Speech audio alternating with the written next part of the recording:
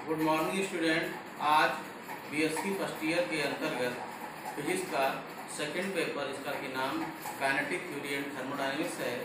इसके अंतर्गत एक बहुत महत्वपूर्ण टॉपिक लेके आए हैं।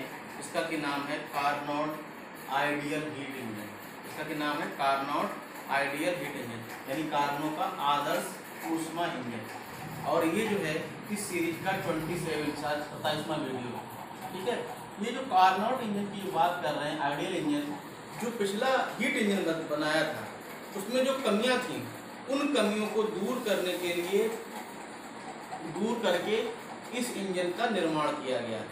वास्तविक इंजन में जो कमियां थी, उन कमियों को दूर करके एक आदर्श इंजन का निर्माण किया गया और ये बताया गया कि यह इंजन जो है 4 प्रक्रम से होकर गुजरेगा और अपना एक चक्र को पूरा कर लेगा, यानी जहां से स्टार्ट करेंगे उसी पॉइंट पर वापस आ जाएंगे। देखिए यहाँ पर वही युक्ति है जिसके द्वारा ऊष्मा का यांत्रिक कार्य में अविरत रूप से परिवर्तन किया जाता है। यह एक ऐसी युक्ति है जिसमें क्या है, ऊष्मा को यांत्रिक कार्य में परिवर्तित किया जाएगा। जो हमारी हीट है वो मैकेनिकल कार्य में लगातार परिवर्तित होती रहेगी। फ्रेंच इंजीनियर सादी कार्नोट फ्रेंच वास्तविक इंजन के सभी दोषों से मुक्त एक आदर्श इंजन की कल्पना की। जो फ्रेंच के इंजीनियर थे सादी कार्नोट, इन्होंने जो वास्तविक इंजन बनाया था हीट इंजन, उन कमियों को दूर करके एक आदर्श इंजन का निर्माण की कल्पना की कि ऐसा इंजन होना चाहिए। इन्होंने कहा कि ये प्रक्रिया हमारी जो 4 प्रक्रम से होकर गुजरेगी। इसके लिए इन्होंने कार्यकारी पदार्थ को एक सिलेंडर के रूप में ले लिया और इसकी दीवारें कैसी हैं, डाइथर्मिक यानी नॉन कंडक्टिंग है। इसमें सिर्फ निचला हिस्सा जो है वो कंडक्टिंग है। इसके ऊपर एक पिस्टन लगा दिया और साइड में बेट रख दिया। इसके अंदर कार्यकारी पदार्थ भरा हुआ है, गैस पार्ट में भरा हुआ है। इसके अतिरिक्त एक सोर्स लिया जिसकी ऊपर की दीवार खुली है, कंडक्टिंग है, खुली कंडक्टिंग है, और साइड की दीवार नॉन कंडक्टिंग है। इसके बाद एक नॉन कंडक्टिंग स्टैंड लिया जो चारों तरफ से दीवारें इसकी नॉन कंडक्टिंग है। इसके पश्चात एक सिंक लिया। इस सिंक की 3 साइड की दीवारें नॉन कंडक्टिंग है, ऊपर का सिरा कंडक्टिंग है। ठीक है, तो इन्होंने कहा 4 स्टेप से जब हम इस वर्किंग सब्सटेंस को रखेंगे तो क्या हो जाएगा, एक हमारा जो है वो चक्र पूरा हो जाएगा। और उस चक्र को इन्होंने पीवी डायग्राम के द्वारा दिखाया। इस द्वारा जो है पीवी प्रेशर वॉल्यूम का डायग्राम के द्वारा यहाँ पर बताया कि ये प्रक्रिया बिंदु ए से स्टार्ट होगी और लास्ट में क्या होगा, 4 प्रक्रम से होते होते लास्ट में क्या हो जाएगा, पुनः बिंदु ए पर आ जाएगा। यानी क्या हुआ, जहां से स्टार्ट करेंगे और ये प्रक्रिया ऐसे ही लगातार चलती रहेगी।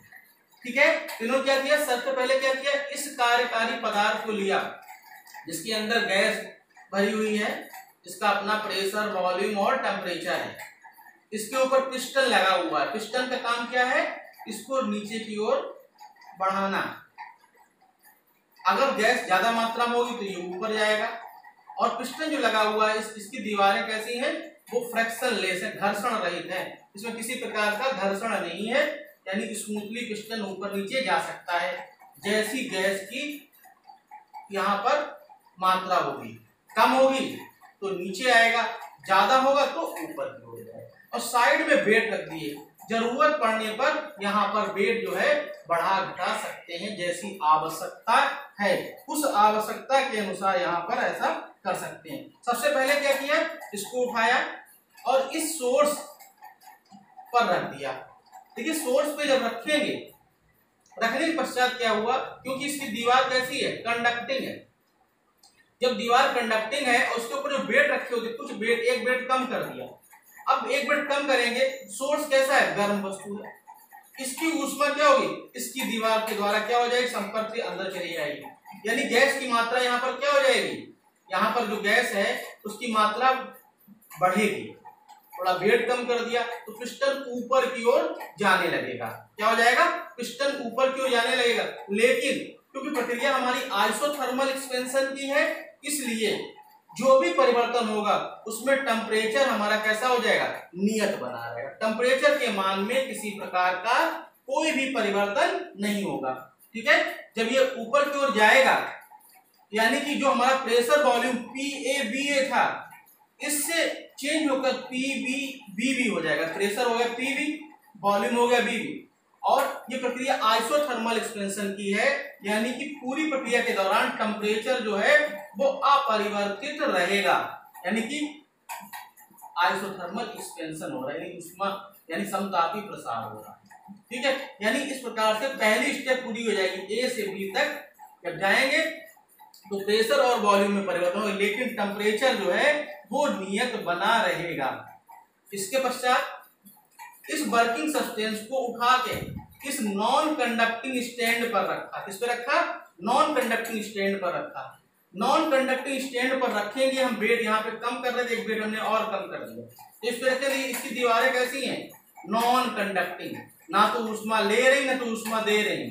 जब इसके ऊपर रखेंगे तो क्या हो जाएगा? उस समय क्या हो जाएगा, क्योंकि वेट कम किया पिस्टन थोड़ा सा ऊपर की ओर जाएगा, लेकिन क्योंकि यहां पर कोई ऊष्मा का आदान प्रदान नहीं हो रहा है, आदान प्रदान नहीं हो रहा है, इस कारण क्या होगा, जब ये ऊपर जाएगा तो टेम्परेचर तेजी से गिरेगा। टेम्परेचर तेजी से गिरेगा क्योंकि ऊष्मा का आदान प्रदान नहीं हो रहा है। और प्रोसेस कौन सा है? एडियाबेटिक एक्सपेंशन का, यानी यहाँ पर ऊर्ध्वोष्म प्रसार होगा। और ऊर्ध्वोष्म प्रसार जब होगा उस अवस्था में क्या हो जाएगा, टेम्परेचर का मान तेजी से गिरेगा और वो गिरकर T1 से T2 हो जाएगा। इस अवस्था में गैस पिस्टन पर कार्य कर रही है, क्योंकि ऊपर की ओर जा रहा है, क्योंकि इसके स्पेस में वृद्धि हो रही है। टेम्परेचर हमारा क्या हुआ, तेजी से गिरा। प्रोसेस हमारा एडियाबेटिक एक्सपेंशन का है, ऊष्मा ना तो बाहर जा रही ना तो अंदर आ रही। यही ऊष्मा जो है क्योंकि वेट कम करेंगे ऊपर की ओर जाएगी। ठीक है, यानी गैस पिस्टन पर कार्य करेगा, मान तेजी से गिरेगा, एडियाबेटिक एक्सपेंशन है। इस अवस्था में प्रेशर PB वॉल्यूम BB से चेंज होकर PCBC हो जाएगा और वक्र हमारा जो है ये BC का निर्माण होगा। ठीक है, इसी क्रम में क्या करेंगे, क्योंकि हमारा क्या हुआ, 2 प्रक्रम पूरे हो गए, 2 चक्र पूरे हो गए। तीसरे स्टेप में क्या करें, इसको उठाकर इस सिंक पर रख देंगे। सिंक क्या है? ठंडी वस्तु। ये सोर्स गर्म वस्तु थी, सिंक ऐसी ठंडी वस्तु है। अब इसके ऊपर रखा, 2 बार हमने बेड को हटाया है। अब क्या करेंगे, बेड को बढ़ाएंगे। जब बेड यहाँ पे बढ़ाएंगे, क्योंकि ये ठंडी वस्तु है, जो भी परिवर्तन हो उस परिवर्तन के दौरान टेम्परेचर नियत बना रहे, टेम्परेचर नियत बना रहे। जब इसके ऊपर हम वेट बढ़ाएंगे तो क्या हो जाएगा, ये पिस्टन नीचे की ओर आएगा। अब क्या हुआ, पिस्टन गैस पर कार्य कर रहा है, पिस्टन गैस पे कार्य कर रहा है और जो भी परिवर्तन हो उस परिवर्तन के दौरान टेम्परेचर परिवर्तित नहीं होगा। टेम्परेचर, क्योंकि ये प्रोसेस कैसा है, आइसोथर्मल कंप्रेशन का है। पहले विस्तार हो रहा था, प्रसार हो रहा था, अब कैसा हो रहा है, संकुचन हो रहा है, यानी कि संकुचन हो रहा है। और ये C से क्या हो जाएगा, ग्राफ हमारा CD का निर्माण होगा। इससे ग्राफ का निर्माण होगा, CD ग्राफ का निर्माण होगा। और टेम्परेचर T2 कैसा बना रहा है, नियत बना रहा है, क्योंकि यहाँ पर समतापी संकुचन हो रहा है, आइसोथर्मल कंप्रेशन हो रहा है। इस दौरान क्या होगा, C से D के बीच में जाएंगे और पिस्टन गैस पर कार्य करेगा। इसके पश्चात क्या किया, जब बिंदु D तक पहुंच गए हैं तो D से A तक का जो है हमने फिर इस कार्यकारी पदार्थ को उठाया और पुनः नॉन कंडक्टिंग स्टैंड पर रख दिया। जब नॉन कंडक्टिंग स्टैंड पर रखेंगे, वेट एक बढ़ाएंगे, वेट और बढ़ा देंगे। जब वेट बढ़ाएंगे तो क्या हो जाएगा, इस अवस्था में, क्योंकि हमारा प्रोसेस क्या है, हमारा प्रोसेस है एडियाबेटिक कंप्रेशन का, यानी कि यहाँ पर ऊर्ध्वोष्म संकुचन हो रहा है। इसमें ना तो ऊष्मा जाएगी ना तो बाहर की अंदर आएगी, किसी प्रकार का आदान प्रदान नहीं होगा। और जब नहीं होगा क्या हो जाएगा, पिस्टन नीचे की ओर आएगा और उस अवस्था में क्या होगा, टेम्परेचर तेजी से बढ़ेगा। टेम्परेचर जो T2 हो गया था वो बढ़ के पुनः T1 हो जाएगा। और जब पुनः T1 हो जाएगा तो क्या हो जाएगा, ये इसका प्रेशर जो है PD से PA हो जाएगा और BD से BA हो जाएगा, यानी D से A तक हम पहुंच जाएंगे। और जब यहाँ पे पहुंचेंगे तो हमारा बिंदु A पर क्या हो जाएगा, पूरा चक्र हमारा कैसा हो जाएगा, कंप्लीट हो जाएगा। और ये जब चक्र हमारा कंप्लीट हो जाएगा, हमने यहाँ पे बताया 4 स्टेप में पूरा होता है।